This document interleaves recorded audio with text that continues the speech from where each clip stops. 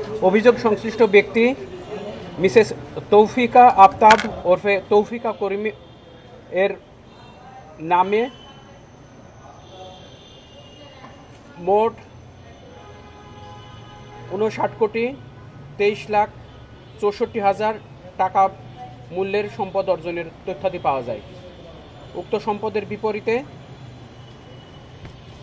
তিনি 56,61,56,298 কোটি টাকার আমি আবার বলছি 56,61,56,298 টাকার জ্ঞাত আয় বহির্ভূত সম্পদের অর্জন করেছেন মর্মে আমাদের অনুসন্ধানে তথ্য পাওয়া গেছে। এছাড়া তার 88টি হিসাবের মাধ্যমে ব্যাংক হিসাবের মাধ্যমে মোট 374,51,47,984 টাকার সন্দেহজনক লেনদেনের তথ্যাদি পাওয়া গেছে।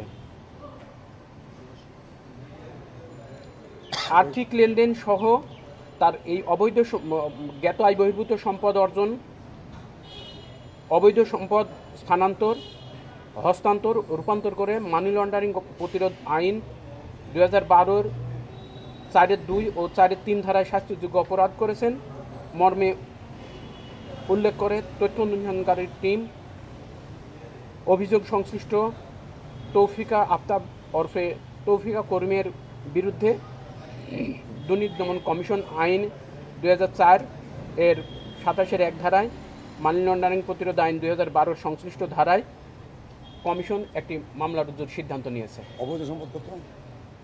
তার অবৈধ সম্পদের পরিমাণ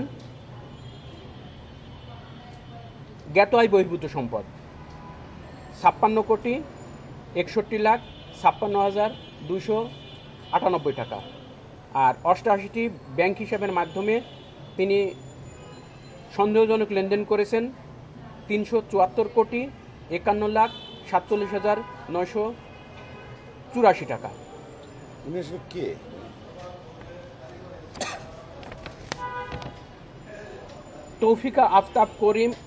তৌফিকা আফতাব ওরফে তৌফিকা করিম,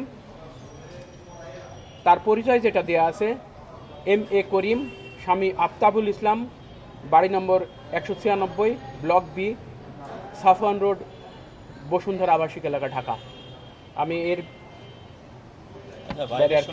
উনি যে সাবেক আইনমন্ত্রী আনিসুল হকের ঘনিষ্ঠ ছিলেন, আসলে আনিসুল হকের সম্পদের সঙ্গে এটার কোনো সংশ্লিষ্টতা আছে কিনা আপনার অনুসন্ধানে গিয়ে ঠিকই বলছেন, তার প্রভাবে এই ধরনের সম্পদ অর্জন করছে বা এরকম কোনো কিছু পেয়েছে? আপনারা যেটা বলছেন সেটা আমাদের অনুসন্ধানকারী টিম হয়তো সেগুলো খুঁজবেন। অনুসন্ধানকারী টিম যে প্রতিবেদন সাবমিট করেছেন তার প্রেক্ষিতেই মূলত আজকে মামলা হবে। মামলার প্রেক্ষিতে তদন্ত টিম গঠন হবে।